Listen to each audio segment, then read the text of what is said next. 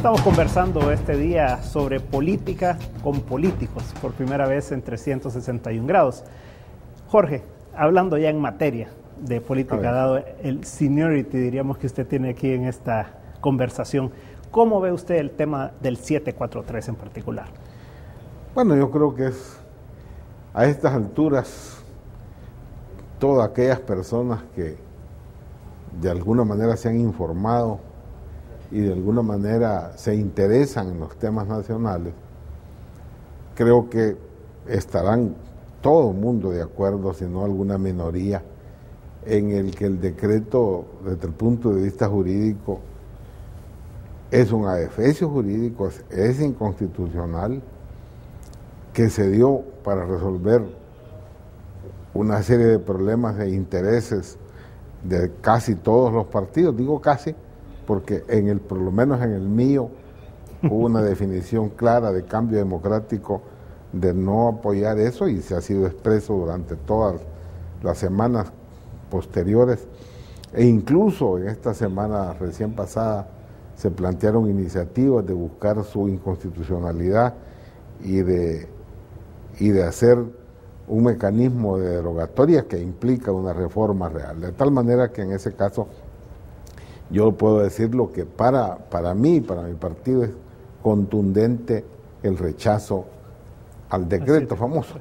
Si quiere, además de su proceso de cómo se estructura la forma y todo este mecanismo. Ahora, el problema, ¿cuáles son los efectos y en qué daño? A mí sí me parece de que los resultados, el efecto de pretender amarrar, como se dice, a una sala de lo constitucional que a disgusto de nosotros, los que hacemos política partidaria, se ha ganado un enorme porcentaje de favor de la opinión pública, porque hay un rechazo a la forma en el que actuamos.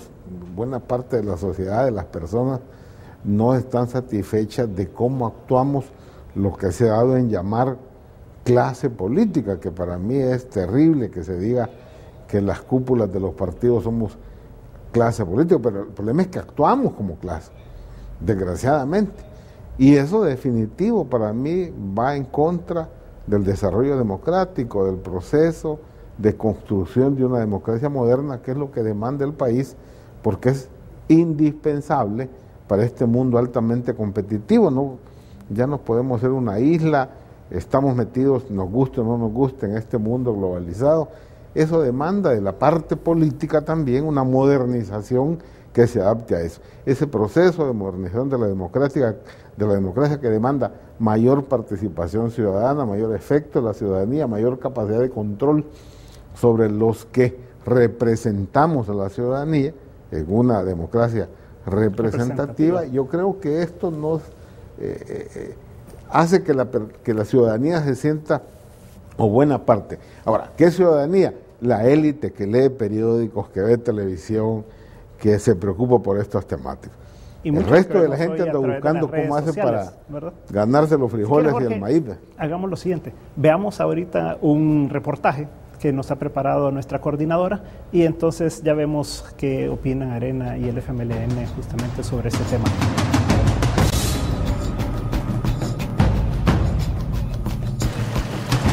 Esta es la llamada Casa del Pueblo, donde sus 84 inquilinos no están en el mejor momento de su relación con los que representan.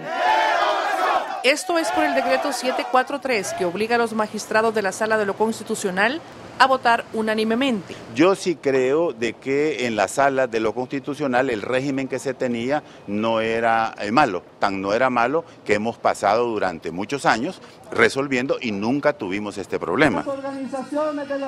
La mayoría rechaza el decreto aprobado y sancionado vía express. Arena se ha retractado y pedido su derogatoria. El FMLN dice que no es la salida y propondrá nuevas reformas a la ley orgánica judicial. Que derogar el decreto sería dejar peor, dejar un vacío de ley. O sea, si se quita lo que se había puesto, queda vacío. Entonces, eso no es solución. Fue un absurdo, fue una salida ligera. Estamos trabajando una reforma que permita encontrar destrabar la situación, corregir la situación. En torno al polémico decreto se han desatado críticas, acusaciones y protestas.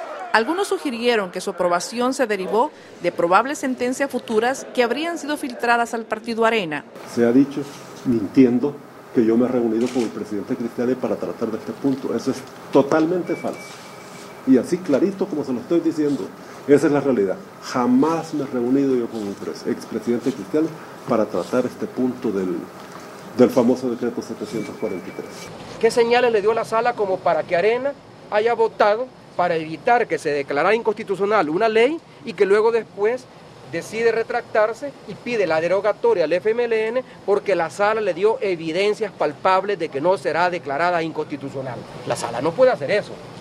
¿Qué es lo que yo pedí? Que la sala aclarara. Al día siguiente el presidente Belarmino Jaime llegó diciendo que ellos no habían tenido ninguna reunión con Arena, no habían llegado a ningún acuerdo, palabra que yo tomo como cierta.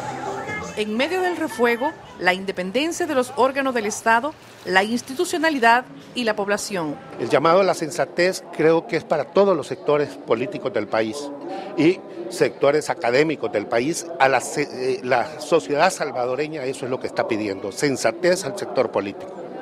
Porque de lo contrario estamos en un proceso de ingobernabilidad, estamos a las puertas de una anarquía y a este país ya no le conviene eso. Ya pasamos situaciones difíciles como la guerra. Asamblea Legislativa y Corte Suprema de Justicia se han sentado en un proceso de diálogo para buscar salidas. Lo que se espera son posturas serias y no maniobras que defiendan trozos de poder, que echen al traste un proceso entretejido con lágrimas, ideales y sacrificio de todos los salvadoreños. Bueno, Jorge, el 743 definitivamente que Arena es el precursor con los demás partidos de derecha, entre comillas, diría yo. Ahora, en vista de lo que ha ocurrido ya en las últimas semanas, que no parece haber una disposición de derogarlo de parte de los demás partidos políticos de la Asamblea, ¿qué sigue? O sea, ¿qué puede hacer Arena adicionalmente a decir de que sería bueno el derogarlo? Mira, hay varias cosas que se pueden hacer, ¿verdad? Para comenzar, es una participación muy activa en lo que nosotros hemos hecho, que es un llamado a que los tres organismos del Estado traten de trabajar, digamos, de una manera armoniosa, que no quiere decir en ningún momento que se violente la independencia de uno o del otro. Y voy a poner un ejemplo. Cuando el presidente Funes ganó las elecciones, para ser específico, un viernes que era 22 de mayo, si no mal recuerdo, se firma un acuerdo en el cual está presente el todavía presidente Saca, el presidente electo y los dos presidentes o secretarios generales de los dos partidos grandes o mayoritarios, Arena y FMLN. Y en ese acuerdo se dice, por ejemplo, y se cumplió, que se iban a aprobar 5 préstamos para que el gobierno, el primer año del gobierno del presidente Mauricio Funes, se lograra salir adelante con una serie de compromisos que el gobierno tenía. Y luego se acuerda también que si se va a necesitar alguna otra ley o algún otro acuerdo alrededor de los ingresos para el Estado, que se va a dialogar. Ahí también me recuerdo claramente que en ese acuerdo se menciona que en pro de la institucionalidad del país y la democracia se van a tratar de elegir personas, magistrados para la Corte Suprema de Justicia y para fiscal general, a que tengan la característica que no tienen una participación activa en X o Y partido político. Ese fue un acuerdo de entendimiento y creo que, digamos, tal vez no funcionó exactamente igual o bien, ha tenido algunos defectos, algunas partes no se han cumplido, pero en principio, para comenzar con el tema de la Corte, pues se buscó gente que no estuviera tan coloreada con los partidos políticos. Ese es el tipo de acuerdos que nosotros en Arena consideramos que se deberían de hacer en este momento. Y si se lograse que los tres órganos del Estado pusieran también, digamos, las fronteras, hasta donde, aunque la ley las da, ¿verdad?, pero que se respeten las fronteras. Hemos oído a algunos diputados en estos días decir, por ejemplo, que no les parece que cuando la sala resuelve, además les diga cómo deben de legislar. Y hemos oído también en la sala decir, mire, no nos gusta que nos vengan a decir a nosotros cómo votar. Entonces, podemos llegar a acuerdos por la gobernabilidad, por la institucionalidad del país, por la democracia. A mí me gusta decir que yo no veo el peligro que en este país volvamos a pelear una guerra, a menos que se armaran los mareros y entonces se hiciera ya, digamos, una guerra tipo narcotráfico como en algunas zonas de México. Lo que puede estar en peligro en peligro en El Salvador es la democracia, la gobernabilidad, la institucionalidad. Y nosotros, los que por algún motivo, ya sea con gran experiencia, como la del ingeniero Jorge Villacorta o como la de la diputada, aportan al país, igual nosotros los que estamos en la dirigencia de un partido como Arena debemos de ver cómo aportamos, porque eso es lo importante es que este país crezca en democracia. Diputada, ¿por dónde iría el FMLN ahora en su posición? O sea, estaría, hasta donde yo he escuchado, no está de acuerdo en dar los votos para derogarlo. ¿O podría llegar el FMLN a estarlo? ¿O cuál es la solución que ve el FMLN? ¿O cree que debe haber una solución o no, verdad? Nosotros desde un principio hemos fijado nuestra posición en todo el contexto de las resoluciones de la sala. Hemos compartido muchas sentencias de la sala. Siempre criticamos la retardación de justicia de las salas anteriores. Siempre criticamos la dependencia devota de la sala del Ejecutivo. Y nos parece que el comportamiento y la forma de actuar de la sala es correcto en el sentido de que ningún órgano del Estado le tiene que pedir permiso a otro para resolver.